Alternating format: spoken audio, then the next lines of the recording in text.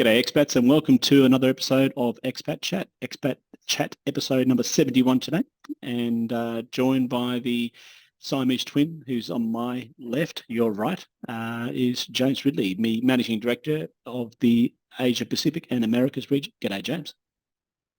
G'day, Brett. And for those who aren't viewing us on YouTube today, I'm, as always, joined with Brett Evans, the Managing Director for the EMEA region.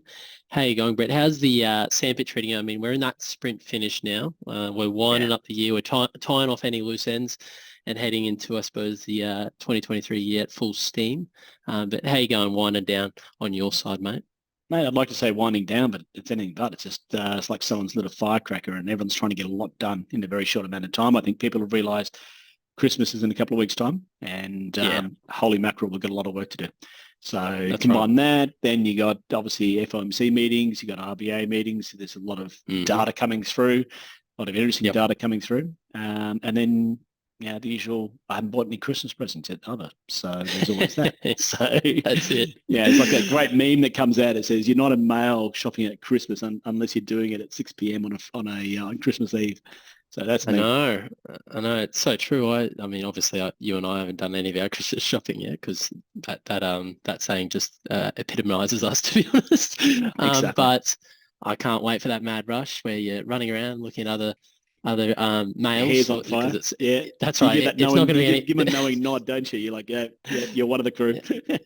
Dads and the old boys getting around going, shit, what do we buy? Gosh, do we just get this? I know, it's going to be fun. Always loved that mad rush. It is, mate, it is. So, and look, let's get the disclaimer out of the way.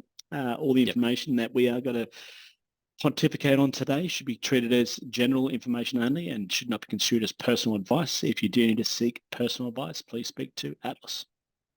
Absolutely.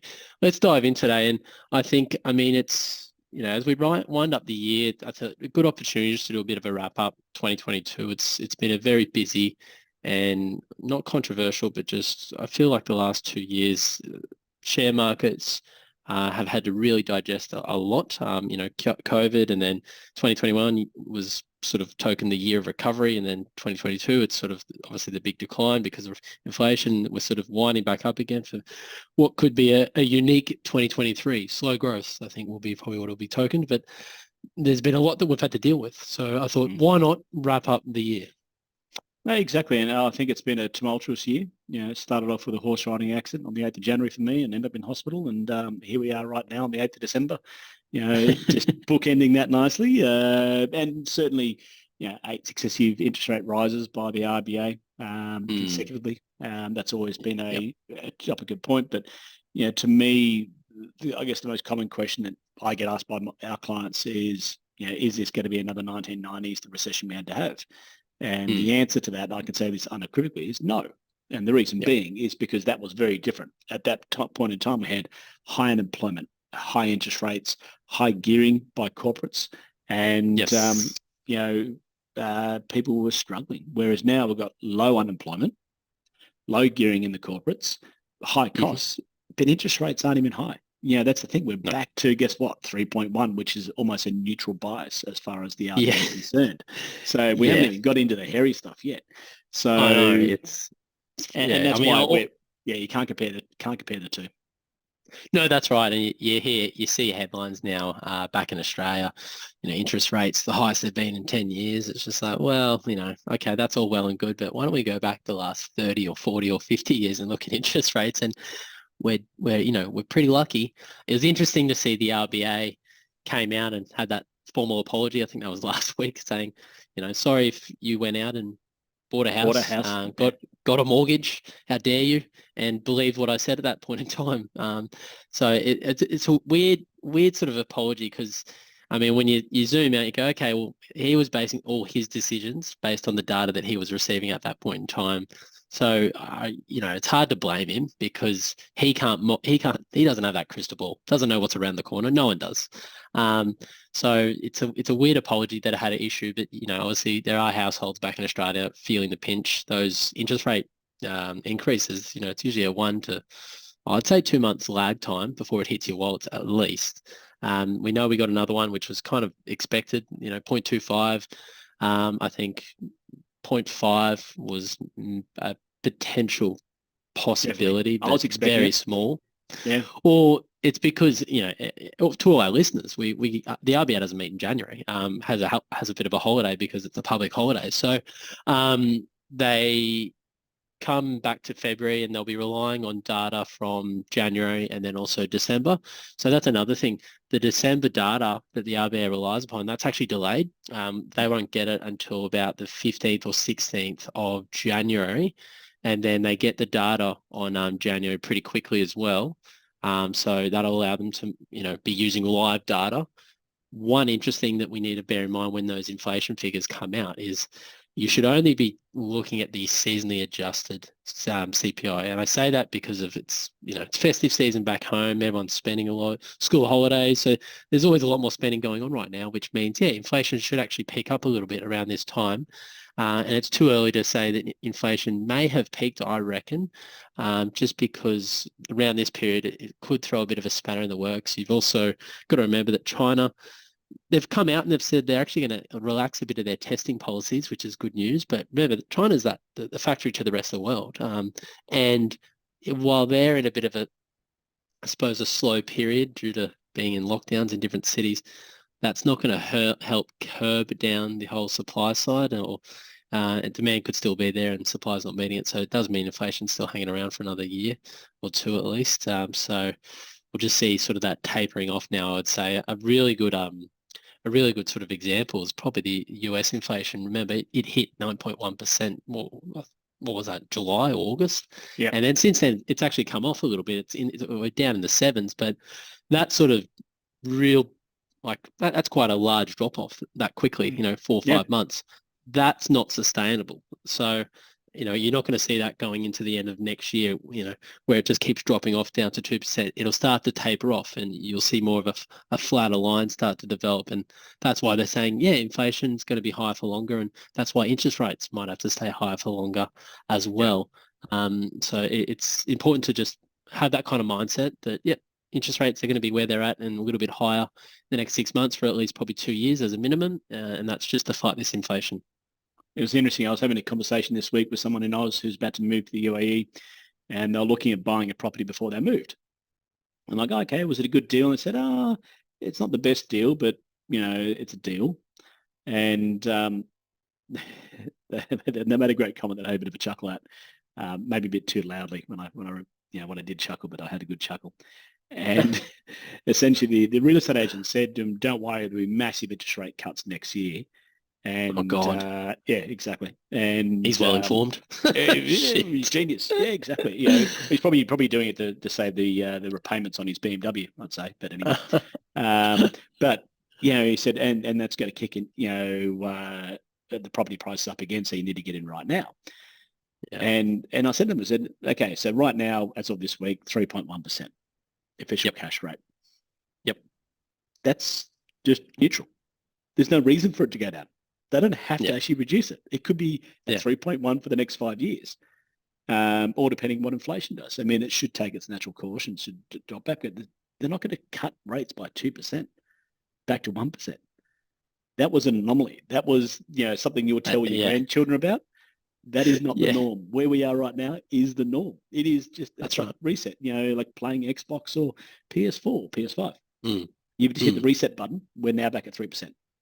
That's right. And I mean, most sort of main residence mortgages that you go in and get, depending on sort of your profile, they'll usually have now, sort of a 4%, 4 point something percent, maybe low 5%. That's pretty standard, to be honest. And, we do have I was talking with some clients yesterday and, they're very lucky and grateful that they're still on a pretty good weekend on a fixed rate mortgage of 2.25%. I said, good on you. So I said, what's the cash flow look like? Have you started to factor in that when that kicks out in about 8 months' time, that's going to be looking at about probably 5.3%. Have you factored in that hypotheticals? And that's sort of what we're talking about, because it's going to be a rude shock when it kicks out.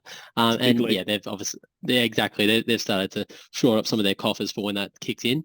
But that being said, that's the norm. Like that is normal. What we sort of went through, where the RBA had that 0.1%, and then they were lending money to the big banks at 0.1% as well. That was a terrific little gravy train for the big four banks and the credit unions and those sort of things. But we won't see that happen again. But naturally, property market, you look at where the property market's gone this year. We only started to see the property market really turn, I would say, June, July, even August, to be honest. And that's because the lag effect of that first rate decision earlier in the year, in May. 2 to 3 months roughly. That's it. Yep.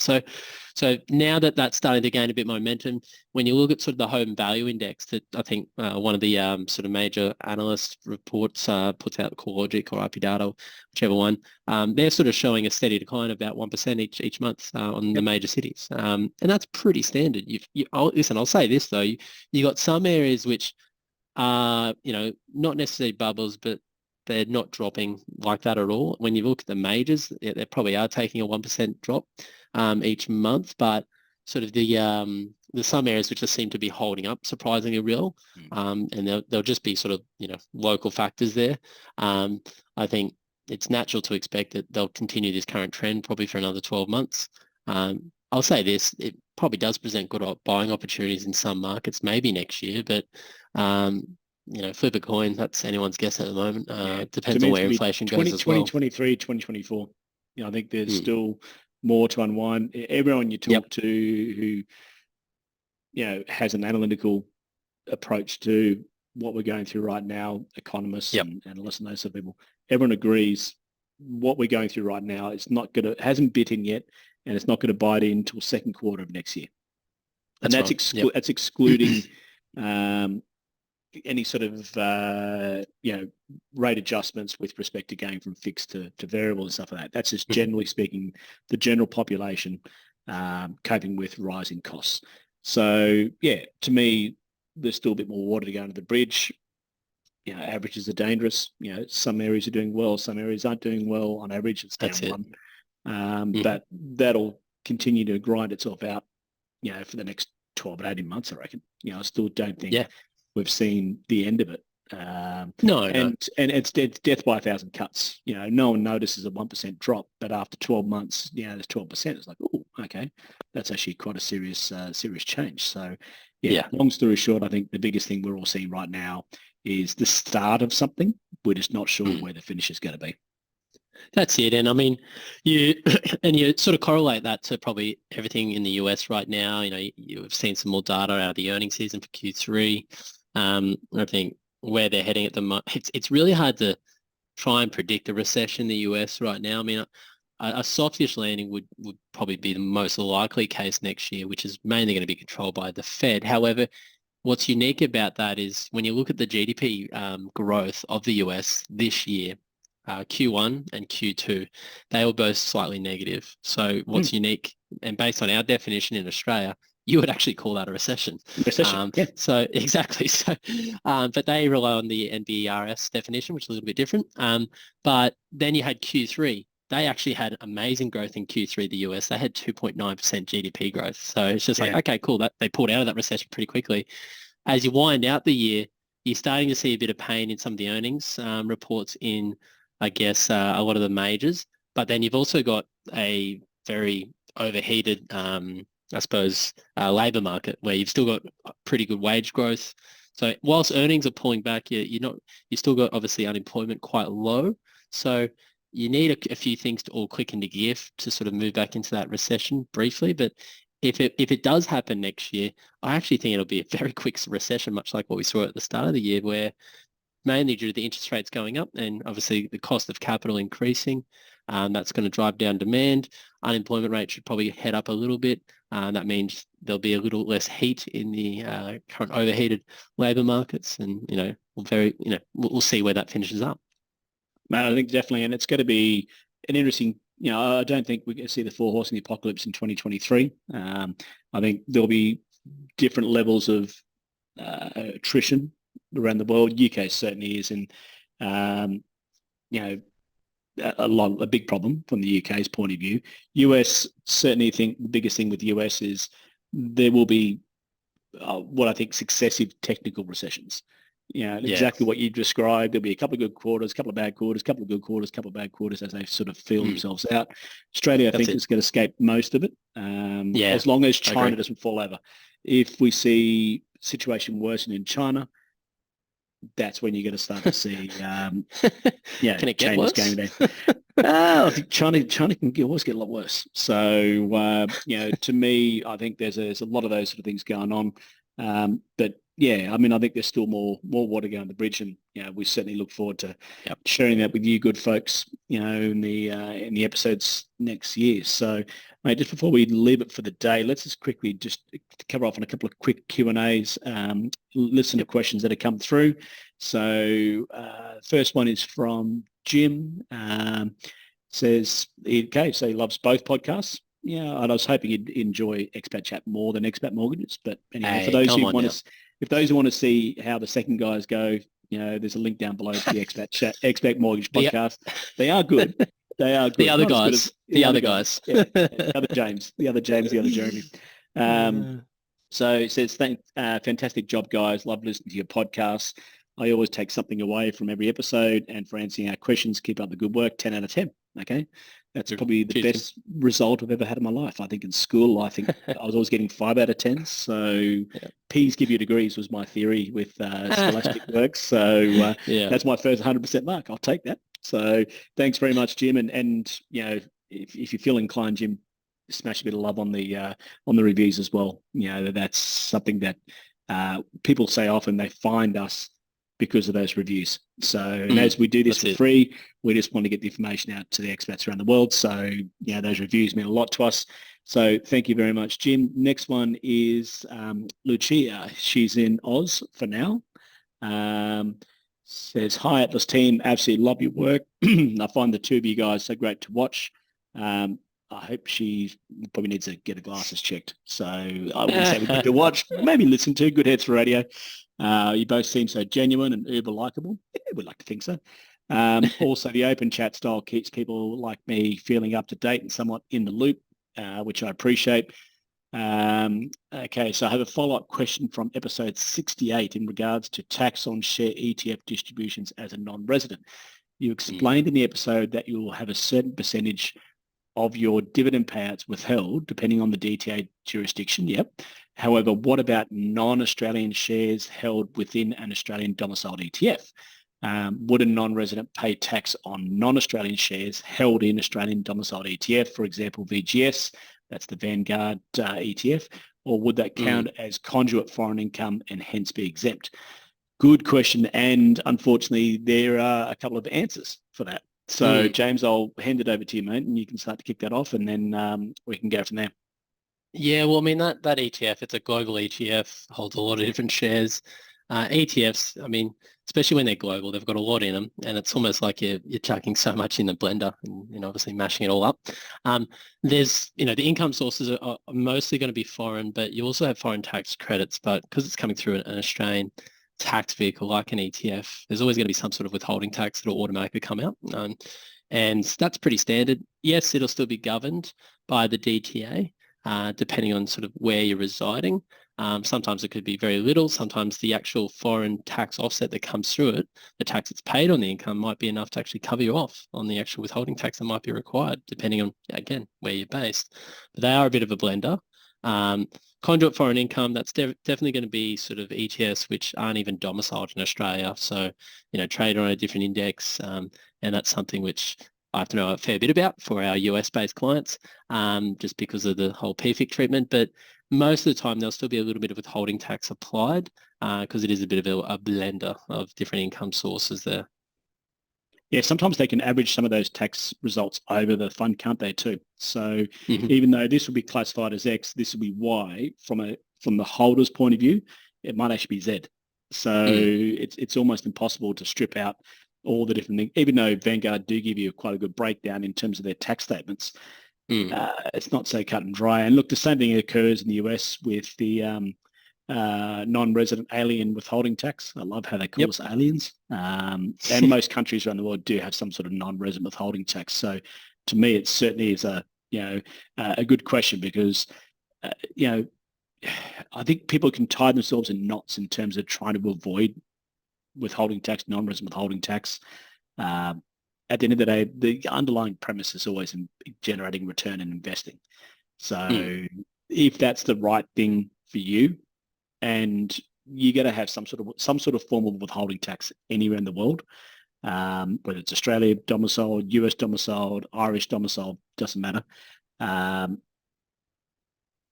Don't tie yourself in knots too much, because you can almost detract yourself from the big picture, which is obviously investing and improving your financial well-being. That's it. Yep, absolutely. So yeah, good question there. Really good to drill down on a previous episode. Getting exactly. So thank you, Lucia, for the response. Long story short, yes, but maybe is probably the best way to describe it. So and that's the hardest thing about ETFs. ETFs are brilliant in terms of flexibility and liquidity and ease of access, but you don't get that true look through like you do with a direct equity. That's always the complicated. One of the reasons why we use both, in our portfolios for our clients. So that's it. And we had a bit of a win this week. We crossed the quite a big milestone. We crossed 150 million in funds under management that we look after Aussies around the world. So that's it. Fair bit of wedge there we have responsibility for, but we love doing it. It's a big part of what we do. Like I said to everyone, we wear 3 hats in our job: tax, financial advice, financial planning, and asset management. Clients use us for 1, 2, or all 3 of those services, and certainly that side of it, we're very proud of how much depth we have. We don't just farm out that responsibility. That's why we can answer these questions quite succinctly, because we do this stuff on a daily basis. So thank you, Lucia. Really appreciate it. And that's the catalyst for everyone else listening on the call. Get your questions sent in. This will be the last episode for the year, but James and I will be back, bright-eyed and bushy-tailed early Jan. And we want to have our inboxes full of questions. Well, we want 2 months of content, for you guys, because we want to answer those questions. So, thank you, Jim, for your feedback, and thank you, Lucia, for your questions, and thanks to the listeners. We sincerely enjoy doing this stuff. It's actually one of those things I look forward to through the week, getting on here and carrying on, which is what we love to do. But that's it. It's always funny when you have clients drop you a WhatsApp or drop you an email. It's like, great episode, that was great. Can you do this next time? So actually, we already talked about that back in episode 60. So it's always good though to keep that momentum going for you guys. Absolutely. Yeah, no, exactly. It's nice to hear the fact that there's more people listening than our mum and dads. That's always a benefit as well. So, but mate, I think we wrap it up there. It's been a pleasure. Thank you very much to everyone out there, and to you, Mr. Ridley, for sharing your thoughts and intellectual property on the matters of expat issues. And let's do it all again in 2023. Merry Christmas to everyone out there celebrating the festive season, and we look forward to being of service in the new year. Absolutely, Brett. 2023 is going to be huge. Thanks for your time as always, Brett, and thanks to our listeners. Hope everyone's having a lovely Christmas and winding up the year now. In the meantime, look forward to bringing you new episodes in the new year. Fantastic, guys. Merry Christmas, everyone. Take care.